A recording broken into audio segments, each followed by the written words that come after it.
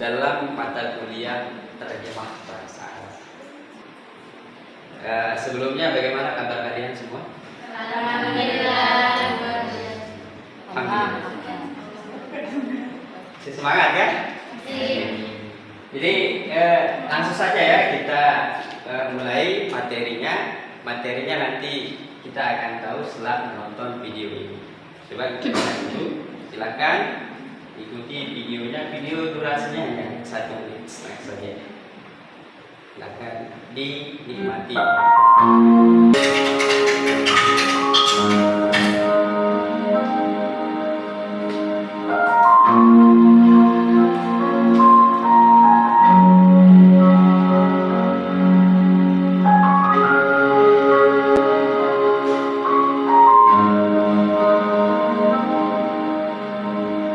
Berabad-abad silam, para ulama menyalin dan menerjemahkan kitab-kitab klasik Arab dengan penuh ketelitian dan kesabaran.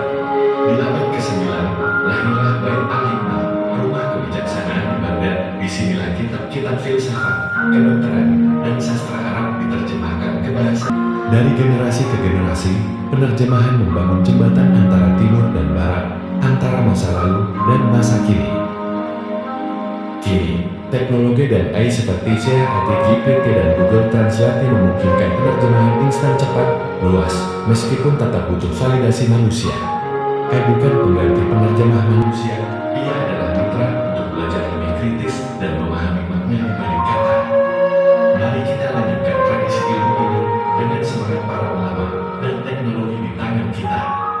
Penerjemahan bukan hanya soal bahasa, ia adalah warisan, penghubung, dan masa depan.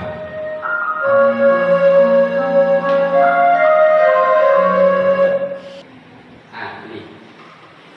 Jadi hari ini kita akan melanjutkan mata kuliah tentang terjemah bahasa. Tentunya di sini kita sudah mempelajari kemarin beberapa hal, yang terutama tentang pertemuan pertama kita telah mempelajari hakikat dan bentuk ilmu terjemah. Di sana ada pengertian dan lain sebagainya. Dan selanjutnya nanti kita akan beralih ke poin kedua, 3, dan keempat. Baik, definisi terjemah. Pertama, definisi terjemah. Kita lihat di sini ada secara etimologis dan ada terminologis. Secara etimologis atau secara bahasa, terjemah artinya terjemah artinya penjelasan atau mengalih bahasakan atau interpretasi.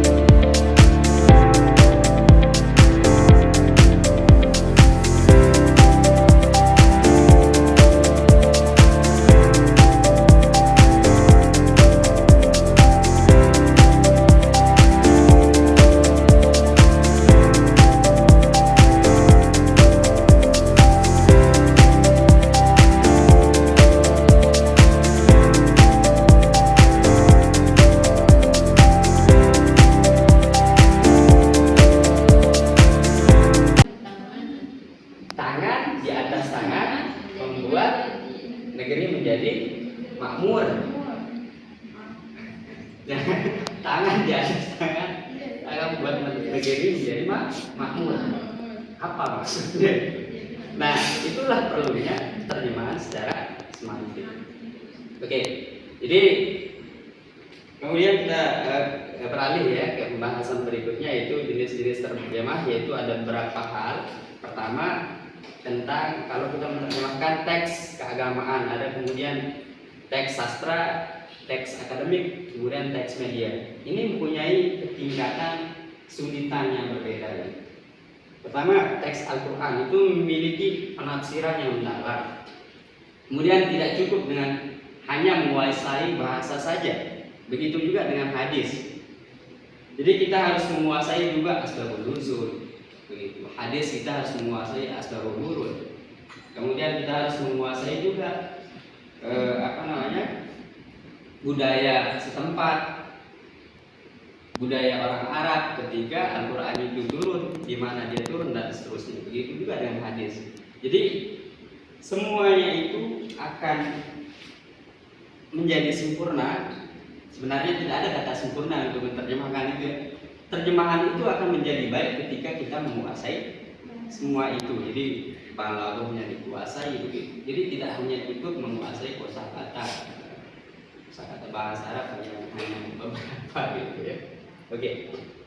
Kemudian tingkatan yang kedua ada teks sastra. Nah, apalagi teks sastra ini kalau diterjemahkan itu butuh seni ya. Butuh pengetahuan sastra untuk menerjemahkan sastra. Ada cerpen, puisi, novel dan seterusnya itu. Nah, seperti itu. Kemudian ada teks akademik. Nah, ini lumayan mudah. Ada jurnal, artikel ilmiah bersifat objektif, struktur logis dan seterusnya. Kemudian teks media seperti berita, koran dan seterusnya. Nah, seperti itu. Ini bahasa. Nah, yang perlu kita ketahui dalam ilmu terjemah itu yaitu bagaimana morfem atau tata morfologi itu. Ada yang tahu? Morfologi itu adalah kata bahasa. Ya, kata bahasanya kita harus mengetahui. Kalau dalam bahasa Inggris itu apa kata bahasa itu? Grammarnya. Kemudian bisa contoh di sini ada kata menulis. Kata menulis itu terdiri dari 3 huruf kalau di dalam bahasa Inggris kata misalnya.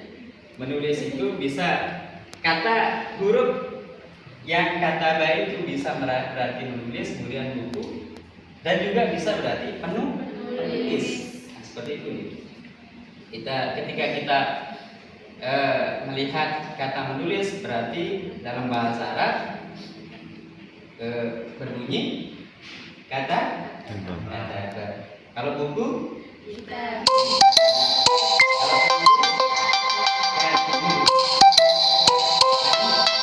begitu kan? Begitu kompleksnya bahasa Arab itu yang harus kita ketahui.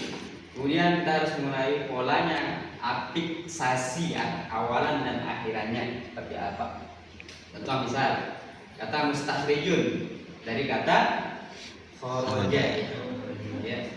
Polanya seperti apa? Polanya dalam sorof itu dia mempunyai timbangan mustafilun. Nah, seperti itu. Kemudian dia memiliki makna orang yang mengekstrak atau mengeluarkan. Padanannya apa? Pengekstrak. Padanannya itu ya, di bawah ini bisa dilihat dafa'ilun, maf'ulun, istaf'al dan seterusnya. Ada 14 pola di situ ya. Kemudian tentang penerjemahan. Jadi satu akar dapat menghasilkan puluhan kata. Itu dalam bahasa Arab. Kemudian pola yang sama dapat bermakna berbeda. Pola yang sama dapat bermakna beda. Konteks menentukan pilihan padanan. Dan bahasa Indonesia tidak memiliki sistem akar atau pola. Seperti itu. Coba kita lihat. Nah, ini dia contohnya. Jadi pola-pola dalam bahasa Arab dan bahasa Indonesia. Contoh misal kata, coba dibaca ini. Kemudian nah, apa artinya? Siswa yang rajin akan lulus dalam dunia. Ya. Ada at-thalibu, ada at-thalibatu. Kemudian ada yang jauh, tanjahu di sini. Dia saling berkaitan, saling mengikat. Ketika ini ditunjukkan untuk seorang perempuan atau jenis gender perempuan, maka kata berikutnya harus mengikuti seperti itu ya. Beda dengan bahasa Indonesia. Nah, siswa yang rajin, kata rajin di sini tidak berubah dengan rajin yang di bawah. Sedangkan rajin yang di sini ini berubah, yang jago dengan tajam. Begitu seterusnya. Mujtahidah. Ya, kata mujtahidah tidak sama dengan mujtahid. Ada perubahan. Nah, hanya di kata bendanya sajalah yang sedikit beda kalau di bahasa Indonesia itu. Begitu juga huwa, dia, ada dua kata dia di sini. Sedangkan dalam bahasa Indonesia hanya dia. Hanya dia.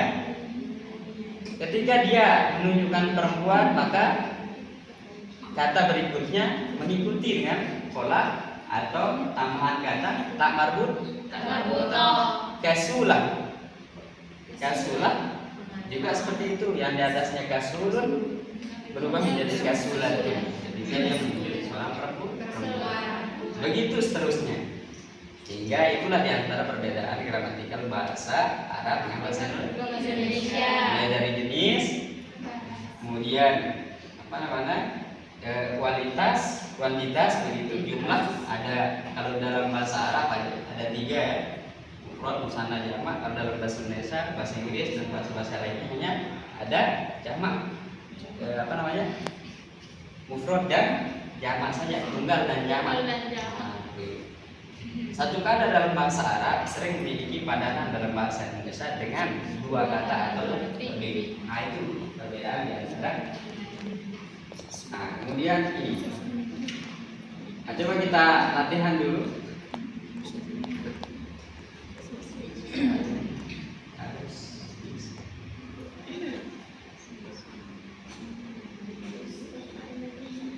Nah, coba. Kira-kira ini tentang makna literal atau harfiah dengan makna idiomatik. Coba yang nomor 1 bisa dibaca. Ada yang bisa katakan? Baca saja. Coba Saya. Ya, coba saudari yang. Ya, bisa diartikan? Sabako artinya apa? Ada yang bisa? Sabako itu mendahului. Nah, kemudian saya berdam. Kalau azal, nah ini artinya. Nanti kita artikan sama-sama. Nomor 2, ada yang bisa baca? Coba nomor 2. Ya, nomor 2, 3, 4, 5. Ya fatahu ya makhluk. Ya, apa arti ya fatah? Ya, ya maha membuka dan maha yang dituntut. Kalau secara nomor 3, coba.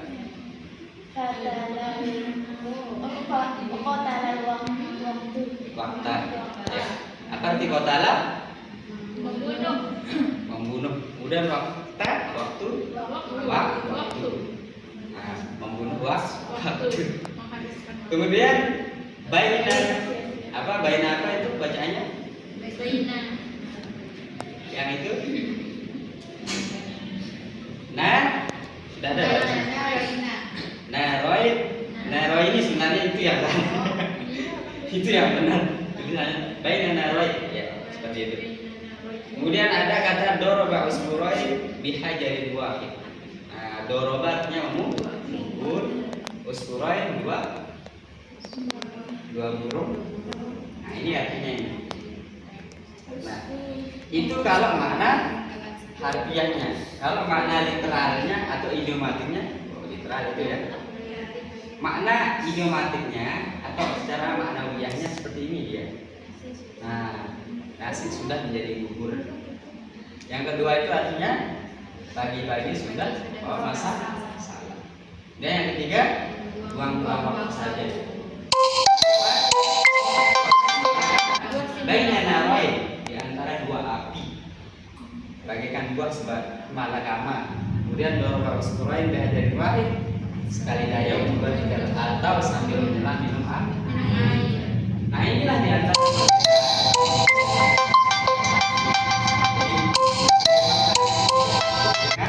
hanya mengetahui kosakatanya.